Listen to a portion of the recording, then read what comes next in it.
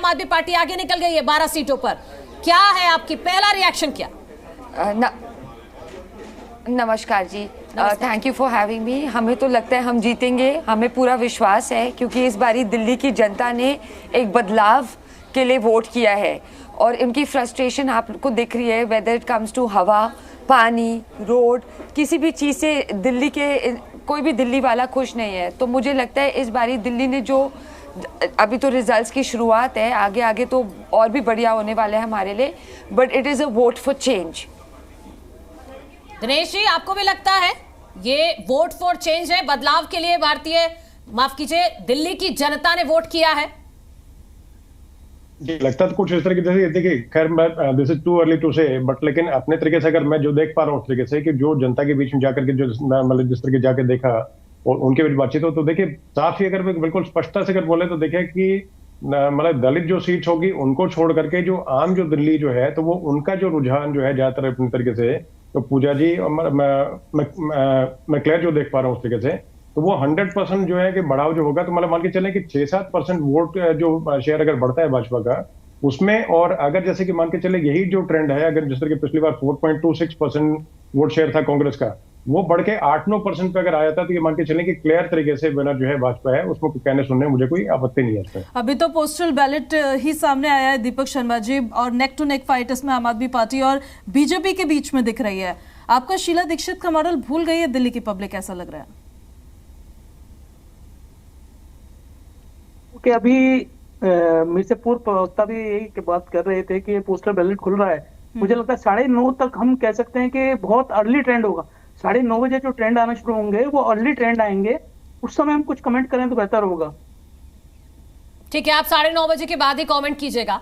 और हम जो स्क्रीन पे जो नंबर्स दिखा रहे हैं, मैं चाहती हूं कि हमारे दर्शक उस पर जरूर नजर बना के रखिएगा। हम एक एक विधानसभा सीट वार बता रहे हैं कि कौन कहां से आगे चल रहा है। कालकाजी से अभी आतिशी पीछे चल रही हैं, जंगपुरा से मनीष सिसोदिया भी अभी पीछे चल रहे हैं, ये आम आदमी पार्टी के बड़े नेता हैं। अरविंद केजरीवाल भी अभी पीछे चल रहे हैं। पटेल नगर से भारतीय जनता पार्टी आगे चल रही है। 13 सीटों पर अभी तक के शुरुआती रुझान में भारतीय जनता पार्टी आगे चल रही है। सदर बाजार से भी भारतीय जनता पार्टी आगे चल रही है। लेकिन एक महत्वपूर्ण पॉइंट रॉय तपन भारती जी माफ कीजिएगा, महिलाओं को लेकर है, क्योंकि महिलाएं काफी प्रसन्न रहती है अरविंद केजरीवाल से, खासतौर पर दिल्ली में। लेकिन इस बार वोटिंग परसेंटेज महिलाओं का ज्यादा रहा है कुछ ही पॉइंट से।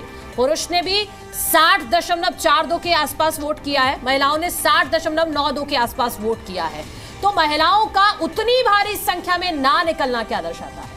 देखिए, महिलाएं तो अहम रोल निभाती हैं, और यहाँ एम अक्षर से जो 3 महिला, मुसलमान और मिडिल क्लास, 3 का अहम रोल है। और मिडिल क्लास महिलाओं की उपस्थिति बढ़ाने के लिए आपने देखा होगा कि अरविंद केजरीवाल ने अपील की थी, महिलाएं यदि बाहर आ जाएं और अपने घर के पुरुष सदस्यों को भी ले आएं तो हम 55 से ऊपर जा सकते हैं। तो अरविंद केजरीवाल को एहसास हो गया था कि जिन महिलाओं को आकर्षित करने के लिए उन्होंने घोषणाएं की थी, महिलाएं शायद घरों से बाहर नहीं, और इस बार ठंडी हवा भी चल रही थी, इतनी ज़्यादा उत्तर भारत से ठंडी लहर आ रही थी दिल्ली में कि सुबह 12 बजे तक तो हमने देखा कि ठंडी हवा के कारण लोग घरों से बाहर नहीं निकल रहे थे। कुछ चुनाव सिस्टम में बदलाव की ज़रूरत है। हालांकि ऑस्ट्रेलिया को ये श्रेय जाएगा कि सन 1885 में बैलेट पेपर की शुरुआत हुई थी। अब ये जो 80 साल का जो बंधन है ना, इसे घटा के 70 साल या 65 साल लाना चाहिए कि 65 साल के ऊपर वाले भी यदि चाहें तो घर बैठे वोट दे सकें। ये सिस्टम कर दें। ये अमेरिका में भी ये सिस्टम लागू है। तो भारत के लोकतंत्र में बड़ा बदलाव आया है, और TN शेषन को पूरा श्रेय जाएगा कि ये जो चुनाव में जो ईमानदारी बरती गई या तब्दीलियां आई हैं, TN शेषन जैसा चुनाव आयुक्त भारत को नहीं मिला। इस तरह के यदि इलेक्शन अफसर आते रहें तो भारत में लोकतंत्र की नींव मजबूत होगी। और अच्छी बात है, आम आदमी पार्टी ने एक कड़ा संघर्ष दिया। भारतीय जनता पार्टी की रणनीति में एक बार देखा कि 70 सीटों पर सचदेवा कुछ कह रहे हैं। सर आपके पास वापस लौट रहे हैं, सुना देते हैं आपको क्या कह रहे हैं। सर किस तरीके की, देखिए आपको एक चीज समझनी पड़ेगी कि झूठ के पांव नहीं होते। अरविंद केजरीवाल और संजय सिंह के जो कल बयान आए हैं वो उनकी हार और निराशा को दिखाता है, और मुझे लगता है उन्हें दिखाई दे रहा है कि आम आदमी पार्टी की क्या स्थिति रहने वाली है। इस पूरे चुनाव को अगर आप गंभीरता से देखें तो लगभग पिछले 1-1.5 साल से हम लोगों ने मुद्दों से अरविंद केजरीवाल को भागने नहीं दिया।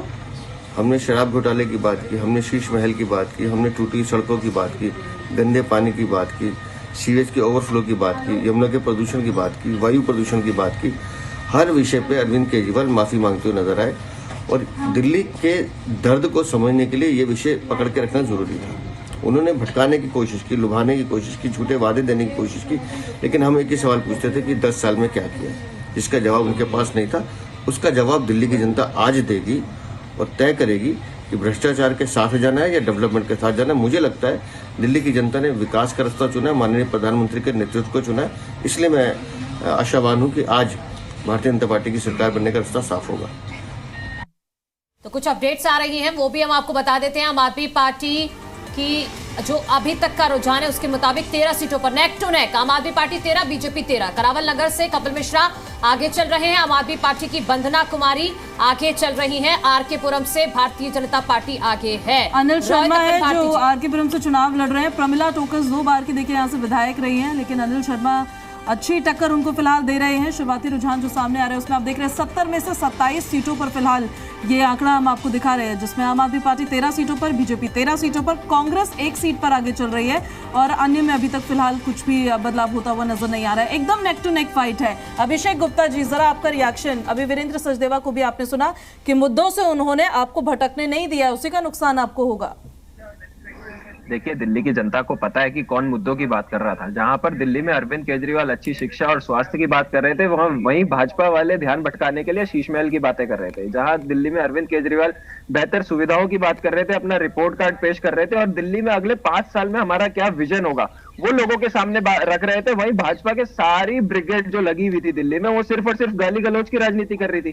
तो दिल्ली की जनता ने उसी को देख के हुए दिल्ली में चुनाव में मत दिया है और मेरे को लगता है कि इस बार फिर आम आदमी पार्टी भी होगा। तपन सर, ये एक लिटमस टेस्ट भी होगा आम आदमी पार्टी का कहीं ना कहीं, कि उन्होंने बार बार ये कहा कि हमें रोकने की कोशिश की गई है, हम पर अत्याचार किए गए हैं, हमें जबरदस्ती जेल भेजा गया है। तो ये एक लिटमस टेस्ट भी होगा यहाँ। देखिए, आम आदमी पार्टी के लिए दिल्ली में ये चौथा चुनाव है और 4 राज्यों में तो इनके एमएलए हैं, 4 या 5 राज्यों में, 2 राज्यों में इनकी सरकार है। कांग्रेस के बाद नंबर 2 पर है पूरे भारत में।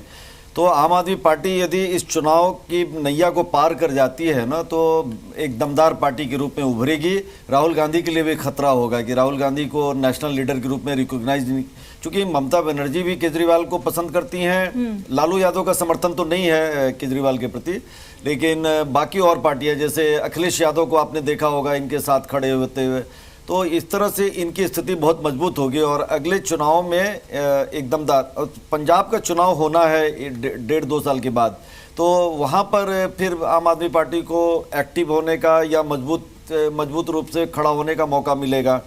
यदि दिल्ली में हार जाती है, अभी हम थोड़ा कुछ और भी हम रोचक बातें दर्शकों को बताना चाहते हैं कि यदि भारतीय जनता पार्टी चुनाव जीत जाती है तो कौन कौन दावेदार हो सकते हैं। वीरेंद्र सचदेवा, जिनका वीडियो आपने अभी दिखाया, बातचीत कर रहे थे।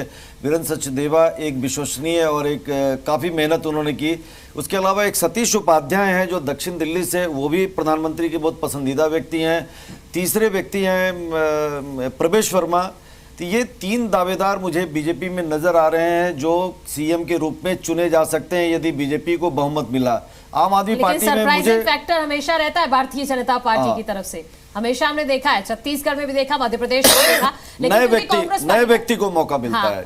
नहीं, प्रवेश वर्मा को चूंकि लोकसभा की सीट में उनको टिकट नहीं दिया गया, कुछ लोगों ने कहा कि शायद वो नाराज हो जाएंगे, लेकिन जैसे ही विधानसभा का समय आया उनको नई दिल्ली सीट से उतारा गया। वो किसके खिलाफ? मुख्यमंत्री रह चुके और आम आदमी के जो संयोजक हैं, कन्वेनर है, उनके खिलाफ उतारा गया।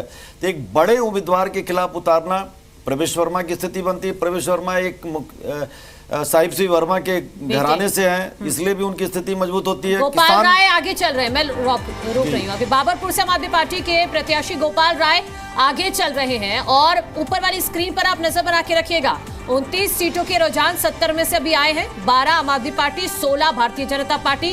कांग्रेस का खाता खुल गया है 1 सीट पर। दीपक जी, इस पर रिएक्शन दे दीजिए, आपका खाता खुल गया है। पोस्टल बैलेट आई थिंक अभी काउंटिंग चल रहा होगा और 9 साढ़े 9 के आसपास हम मानेंगे कि मशीन्स खुलेंगी, ईवीएम खुलेंगी और उसके बाद में हम कुछ कमेंट करें कि कितने सीट पे कौन आगे चल रहा है, तो एक आध राउंड अगर कंप्लीट हो तो बेटर होगा। चलिए आप यही बता दीजिए, आपने जो शीला दीक्षित का मॉडल रखा पब्लिक के सामने, कितना लोगों ने उस पर विश्वास जताया होगा?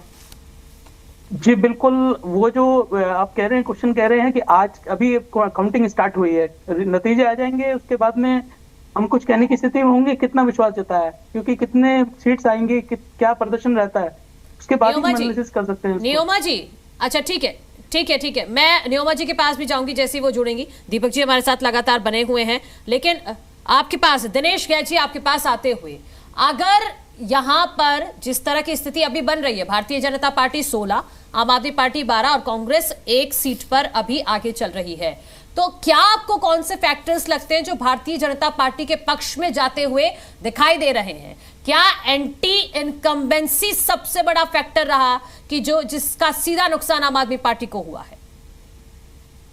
बिल्कुल, एंटी इनकम्बेंसी तो है ही है पूजा जी। उसके अलावा दूसरी चीज इसके अलावा है कि जो बार बार जैसे कि शिकायती लहजे में और सिंपैथी लेने के लिए जो बार बार करते थे कि एलजी के साथ में किस तरह की रिफ्ट होगी, या जैसे मान के केंद्र सरकार को लेकर के जैसे कोई काम नहीं कर पाए तो उसको लेकर ठिकाना फोड़ने का जो काम हुआ करता था, तो उसका कहीं ना कहीं इनको नुकसान होगा और उसका एक तरह से इनडायरेक्ट या डायरेक्ट बेनिफिट जो है भाजपा को उसको मिलेगा।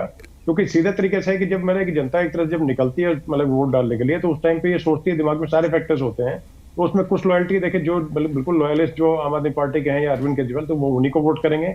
लेकिन उसमें से जैसे कि फ्लोटिंग वोटर्स में मानता हूँ 25% के आसपास हैं दिल्ली में से, 18% से मैं ज्यादा समझता हूँ, हो सकता है थोड़ा ऊपर नीचे कुछ वो अलग बात है।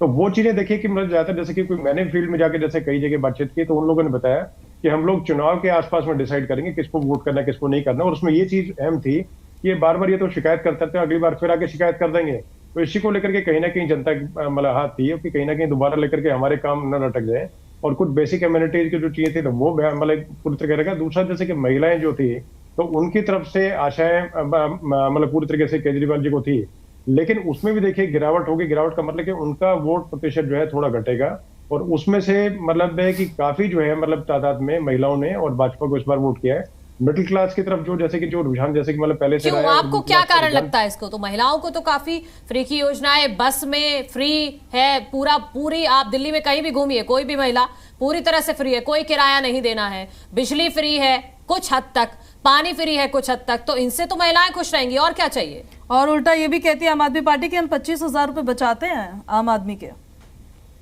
देखिए पूजा जी, मनु जी, देखिए साफ सी कहानी है कि मिडिल क्लास महिलाओं के लिए या हर महिला के लिए मतलब कि 2500 देने की बातचीत या 2100 देने की जो बातचीत है, तो उसको मैं इस तरीके से बताना चाहूंगा कि जिस तरीके जैसे कि फ्री पानी और बिजली ये सब चीजें तो अलग है, लेकिन हर कोई महिला देखिए जैसे कि अब आप लोग वर्किंग है अपने तरीके से और सम्मानित है अपने पेशे में, तो आप ये देखें कि आप कितनी बार बस में ट्रेवल करते हैं, तो उस तरीके से ये सर्वे कि कई बार मतलब जो अगर डीपली सोचा जाए तो बहुत कम मतलब एक तरह से तादाद है जो कि फ्री बस वगैरह इन चीज कांटे की टक्कर इस वक्त आम आदमी पार्टी 14 सीटों पर आगे, भारतीय जनता पार्टी 16 सीटों पर।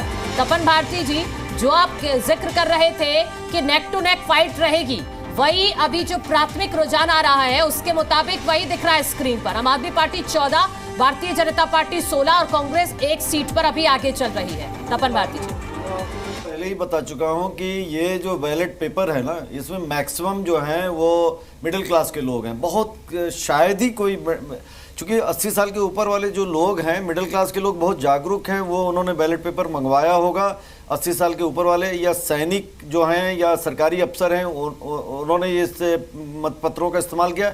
औसतन मैंने देखा है 250 से 400 बैलेट पेपर हर एक निर्वाचन क्षेत्र में आते हैं। एक सिंबॉलिक मान लीजिए कि सिंबॉलिक है कि मिडिल क्लास ने मैक्सिमम जो है ना भारतीय जनता पार्टी को साथ दिया, लेकिन नेक टू नेक फाइट दिख रहा है। 16 यदि भारतीय जनता पार्टी के पास है तो 14 पर लीड कर रही है आम आदमी पार्टी। बहुत बराबरी का मुकाबला दिख रहा है। ये 10 बजे तक कौन आगे होगा कौन पीछे, बड़ा कहना मुश्किल है। इस रुझान को समझना बहुत मुश्किल है, और मतों का अंतर बहुत ज़्यादा नहीं होगा मेरे अंदाज से। और इसमें मैंने पहले बताया था कि भारतीय जनता पार्टी में 3 मुख्यमंत्री के दावेदारों का नाम बताया था। आम आदमी पार्टी में कौन हो सकता है?